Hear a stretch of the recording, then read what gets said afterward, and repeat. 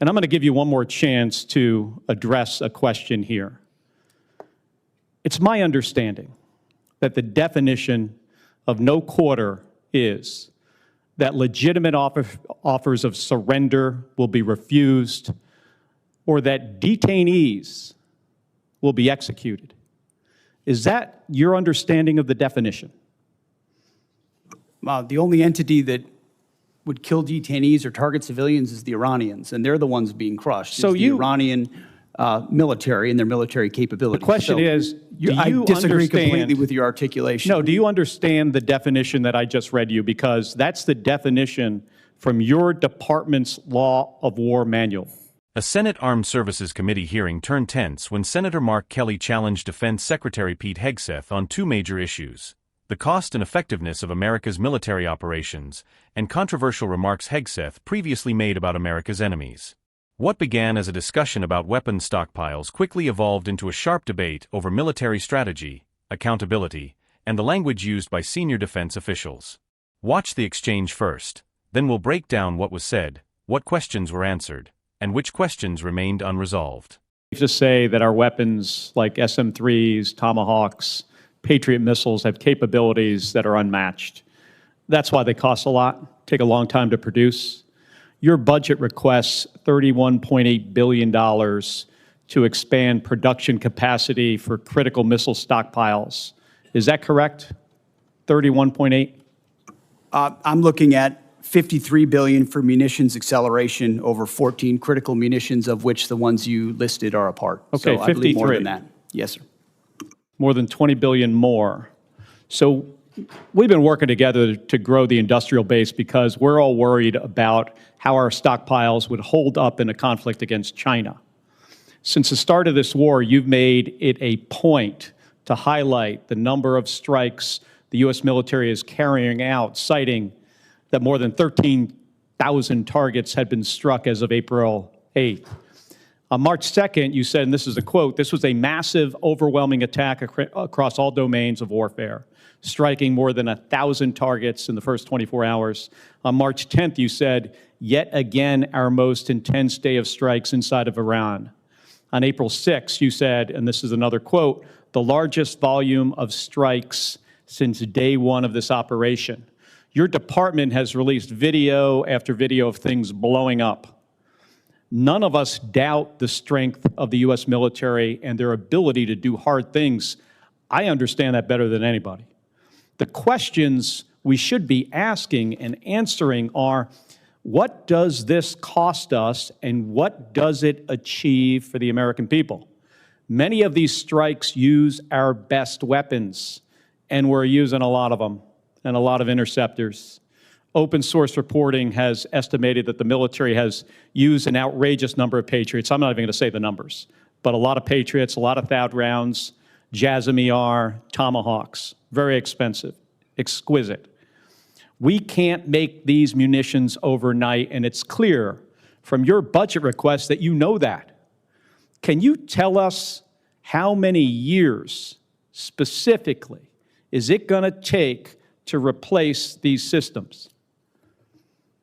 Senator, thank you for the question. I would defer to the comptroller on the amount because I think it's a lot higher than 53. If you look at long-range fires, JASSMs, LRASMs, Tomahawks, we're looking at $238 billion. Okay, we're looking at $40 billion for hypersonic. So I actually think it's closer to $330 billion in munitions. Okay, how many years to replenish? That's the question. I think that's exactly the right question, too, Senator, because the time frame we were existing under was unacceptable. Okay, well, and what this budget does, months and years, fast. Years. I mean, we're building new plants in real time. So just to replace what we have expended. I said months. And then you said years.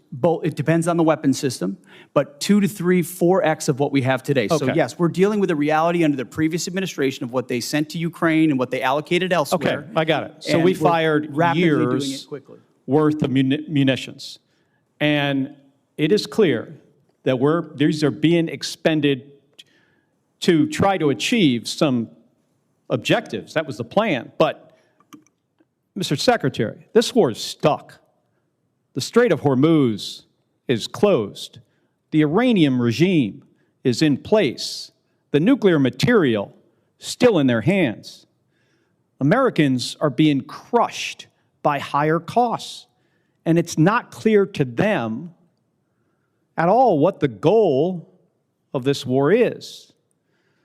So, I've got about a minute, and I want to go to another topic. I saw your hearing yesterday, and I'm going to give you one more chance to address a question here. It's my understanding that the definition of no quarter is that legitimate offers of surrender will be refused or that detainees will be executed. Is that your understanding of the definition? The only entity that would kill detainees or target civilians is the Iranians, and they're the ones being crushed. So it's the Iranian military and their military capabilities. The question is, do you I disagree understand, completely with your articulation. No, do you understand the definition that I just read you? Because that's the definition from your department's Law of War manual. Is that your understanding?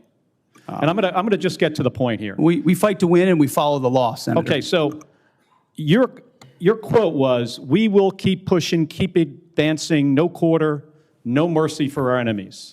And yesterday, you did not clarify whether you stand by this statement. So I'm going to give you another opportunity to clarify if that is what you meant. Do you stand by that statement you made on March 13th? We have untied the hands of our warfighters. We fight to win, and we follow the law. Okay, so you're not clarifying. So you stand by that statement. So you're the Secretary of Defense. The things you say matter. And your response here, right now, makes it clear to the American people exactly why you are not right for this job. It makes it clear to our enemies, Senator. Thank you, Mr. Chairman. What you just watched was really two separate debates unfolding at the same time. The first was about military resources. The second was about leadership, messaging, and accountability. Senator Mark Kelly opened by focusing on something that rarely receives the same attention as battlefield operations themselves: the cost of sustaining military campaigns. The United States possesses some of the most advanced missile systems in the world. Weapons such as Patriot interceptors, Tomahawk cruise missiles, and other long-range precision systems represent years of development, sophisticated technology, and enormous financial investment. These systems are not easily replaced. That was the central point Kelly was trying to establish before asking his main question. If large numbers of these weapons are being used, how long will it take to replenish them? This is not simply a budgeting issue. It is a strategic question. Military planners constantly evaluate whether current stockpiles are sufficient to meet future threats. Every missile launched today is a missile that must eventually be replaced. The larger the conflict, the greater the challenge becomes. Kelly's line of questioning reflected concerns that many defense analysts have raised in recent years. Modern conflicts consume munitions at a pace that can exceed production capacity. The challenge becomes even greater when policymakers must prepare for multiple potential crises at the same time. A military can possess highly advanced weapons, but if those weapons cannot be produced quickly enough, readiness can become a concern during an extended conflict. Throughout this portion of the hearing, Hegseth emphasized expansion efforts, new manufacturing capacity, and significant investments in munitions production. His response focused heavily on increasing output. Kelly, however, repeatedly attempted to narrow the discussion. He was less interested in future plans than in a direct answer to a simple question. How long will it take to replace what has already been used? That difference in approach created much of the tension during the exchange. One participant focused on investments and expansion. The other focused on timelines and measurable outcomes. Neither perspective is necessarily incompatible. In fact, both questions matter. A government can simultaneously increase production while still facing short-term shortages or replenishment challenges. The hearing highlighted how difficult it can be to communicate military readiness in a public setting.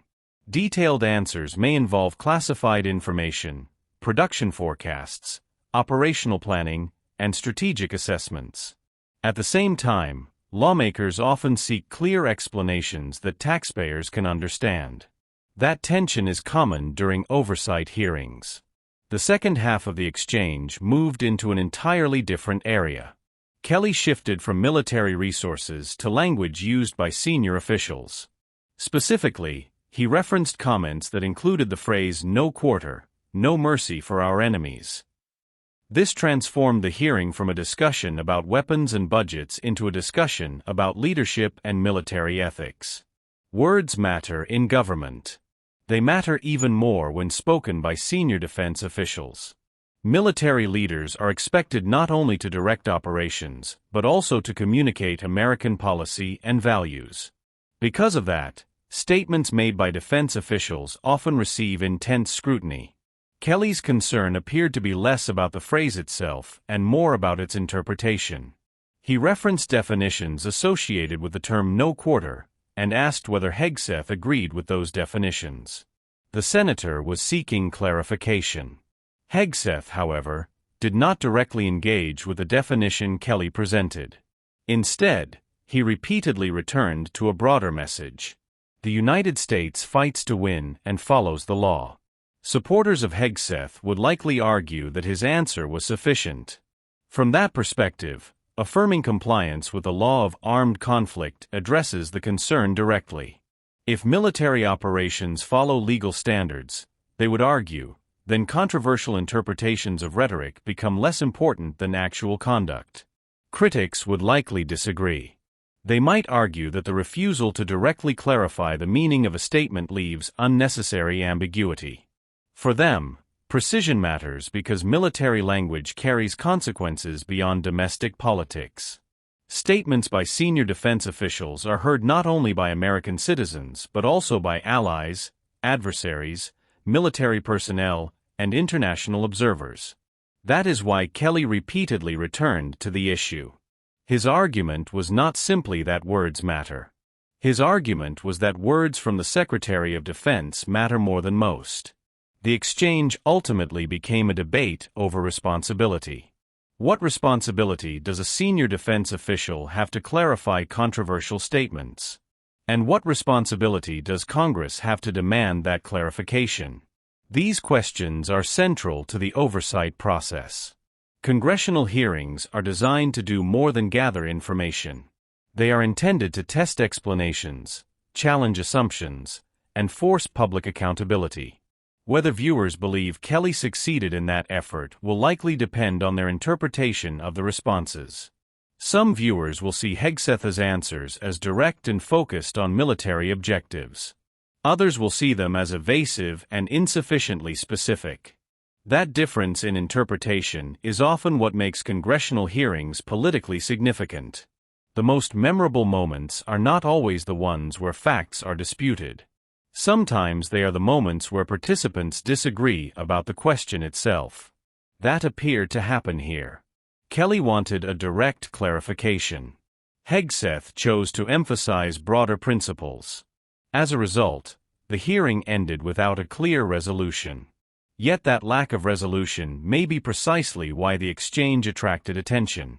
The hearing raised larger questions about military readiness, weapons production, strategic objectives, and leadership communication. Those questions extend far beyond any single statement or any single hearing. For supporters of the administration, the exchange may demonstrate a commitment to military strength, expanded production, and operational effectiveness. For critics, it may raise concerns about transparency, strategic clarity, and the importance of precise language from senior officials. Regardless of political perspective, one point is difficult to dispute. The hearing demonstrated the essential role of congressional oversight. Lawmakers asked questions about costs, stockpiles, objectives, and public statements. The Secretary defended his department's actions and priorities. That process is exactly what oversight hearings are designed to do. And the sharp disagreement viewers witnessed is often where the most important public debates begin.